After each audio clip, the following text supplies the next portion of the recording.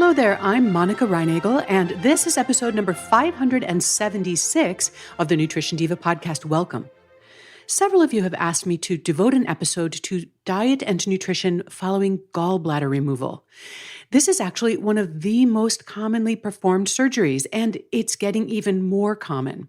Not only that, but the average age at which this procedure is being performed is trending down. So there are more and more people running around the world without gallbladders and for longer. Now, the vast majority of people who undergo gallbladder removal do very well and go on to live perfectly normal lives. But the removal of this digestive organ does have some ongoing implications for your diet and nutrition. Before we talk about how you might want to adjust your diet following gallbladder removal, let's talk briefly about why this surgery is getting more common. First, what is the gallbladder? Well, it's a small sac or pouch that stores bile. This is a digestive fluid that's produced by your liver. And after you eat, the stored bile is pumped from the gallbladder into the small intestine, where it helps to break down the fats in your food so that they can be properly absorbed. Sometimes, however, gallstones can form in the gallbladder. Now, most gallstones don't cause any symptoms, but about 20% of the time, they cause abdominal pain, often pretty sharp and often right after you eat a big meal. Now, if a gallstone were to completely block the bile duct, it could cause some very serious complications, including inflammation, infection, even damage to other organs, such as the pancreas. And that's why doctors often recommend removing the gallbladder when people have recurring problems with gallstones.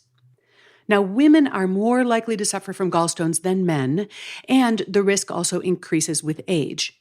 Gallstones have a genetic component, meaning that they tend to run in families, and certain ethnic groups are also more susceptible. In particular, Native American tribes indigenous to the southwestern United States and people of Mexican heritage have a much higher incidence than non-Hispanic whites, and people of African heritage have a much lower incidence.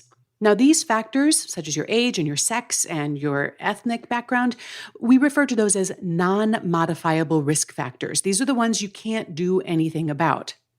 But the reason that gallbladder disease is getting more common and affecting people earlier in life has to do with risk factors that we do have some control over.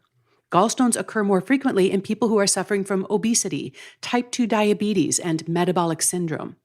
And so as the number of people affected by these conditions has increased, so has the incidence of gallstones. Rapid weight loss can also trigger gallstones, and so our societal addiction to extreme diets also plays a role here. Aside from maintaining a healthy body weight and avoiding rapid weight loss, you can reduce your risk of gallstones by eating a healthy diet that's neither very high nor very low in fat. You want to avoid overeating fried foods, fatty meats, high-fat dairy products, and added sugars. At the same time, you want to eat plenty of vegetables, fruits, legumes, enjoy some nuts, seeds, and fish, the usual drill. But for those who have already had their gallbladders taken out, the question is no longer how to prevent gallstones. No gallbladder means no more gallstones. But it also means that you will need to make some adjustments to your diet, at least for a while.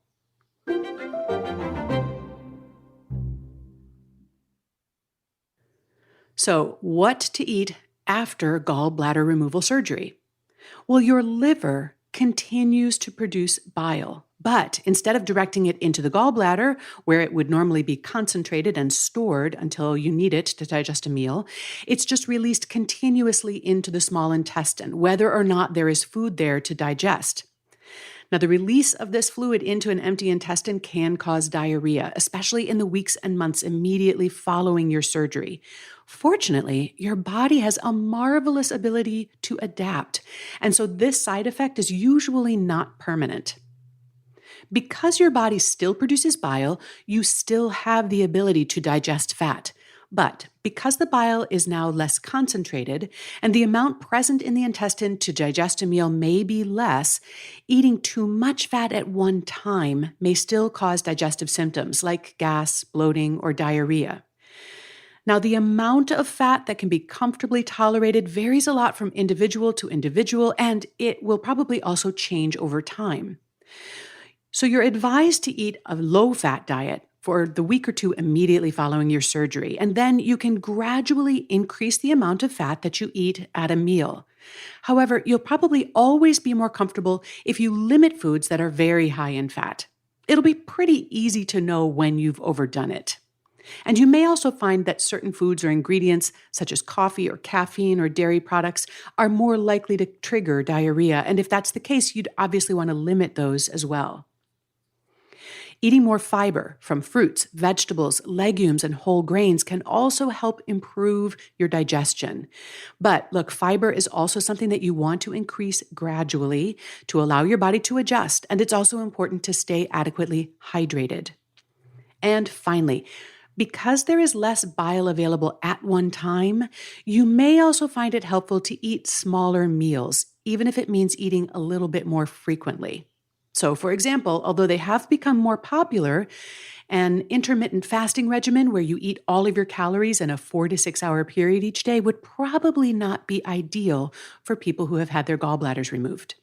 Now, contrary to what you may read online, people who have had their gallbladders removed do not need to take bile salts or acids or fat-digesting enzymes. Remember, your liver is still producing the same amount of bile, and your pancreas is still producing the same amount of fat-digesting enzymes. So you still have the ability to digest dietary fats and to absorb fat-soluble vitamins. In fact, many animals who have similar digestive systems to humans don't even have a gallbladder.